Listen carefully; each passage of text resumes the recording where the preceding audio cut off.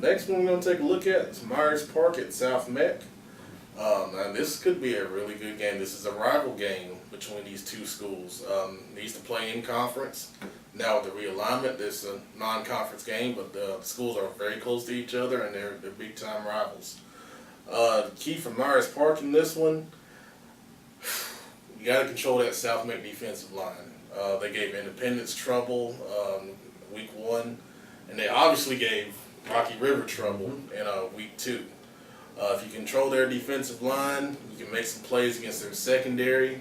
That is your strength in throwing the ball, but you got to have the time to do it. They got a pocket quarterback.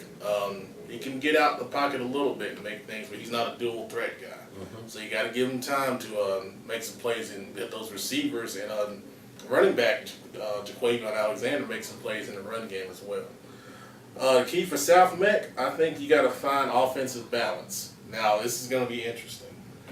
Coach Greg Taylor was the head coach at Myers Park the past couple of years, so he knows personnel at Myers Park. So he's going to have an advantage in that offensive game plan, and he may try to attack a couple of kids that he feels like he could have an advantage on. But if they don't turn the football over last week, the game may be tied and go into overtime. Okay, we got cut off there. Keep that defense honest. That is South Meck's strength. Is their defense. They play pretty solid. So you will need to keep them honest, but throw the ball. That's going to be your up on them. For South Meck, and defensively, I should say, Myers Park, dominate, control the line. Try to control that line of scrimmage. That is where South Meck is probably the weakest point. And put pressure on the quarterback. Make him make hurried decisions. If he's having to throw the ball, don't give him time to think about it. South Meck's still a work in progress on offense. They're still developing. Players are still developing. Take advantage of that. On the flip side, for South Mecklenburg, continue to play good defense. Guys, what you're being told, and I think Houston White's a big part of that. Listen and follow, and continue to do what you're doing. Secondary, you're going to have to play a little bit tougher. You need to step up. So South Meck's going to need that secondary to step up in this ball game. Offensively, I think just execute. You need better execution, no turnovers. Like you say, I'm sure that's what Coach White is drilling into these kids. Execute. Don't make mistakes. Mistakes are what cost you.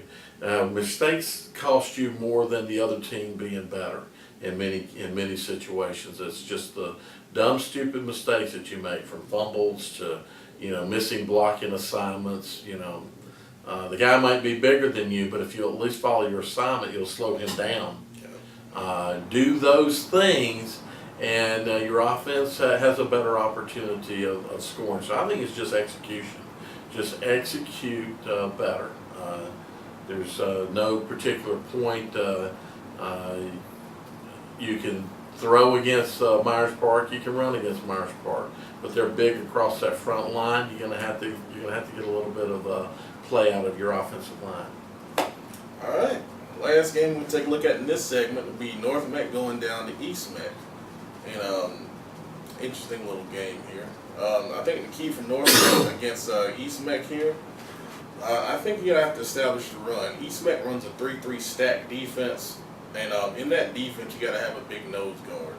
Now they're not that big in that defense. North Meck's victory in week 1, Will Santiago had a good game running the football. I think you got to establish him and establish the run here, because East Meck does have some offensive ability, so you want to kind of control that a little bit. The key for East Meck, throw the football. Shoot, you put 22 points up on Providence last week. I think Providence is a much better team than North Meck here.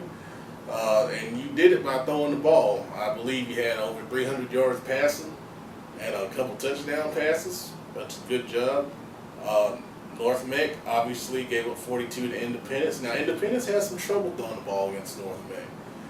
But do what you do best. When you got something working like that, you want to build on that momentum. You got confidence in doing it. Keep doing it. And I think this one's going to be another good game. It's going to be close, and this is my game of the week, so I'll be there on the sidelines. So if you want your picture taken, do something big. That's right. That's what I always tell kids when they say, take my picture, take my picture. I'm like, well, if you make a play, you'll be in the picture. If you're not making a play, and I don't necessarily pick kids out to take pictures either. Excuse me. Hopefully I cut that out. Maybe not. For me, I agree. Well, East Meck, 22 points, Providence, big surprise to me. Yeah. Do what you did. Continue to do what you did. North Meck's not Providence. North Meck is a team that's closer to you than Providence was. So you got opportunity here. Capitalize on it. Do what you did last week. Do it better than you did last week. For North Mecklenburg, don't worry about that loss to Independence. It's behind you. Forget about it. That's what was supposed to happen. You're a team that's building as well. You got to go out and find what you did last week and do it better. You're going to need to defend the pass better. You may have done a decent job last week. Do that job this week and not give East Mecklenburg those opportunities. So I think offensively, just I haven't seen East Meck, so I'm not certain what they're weak against.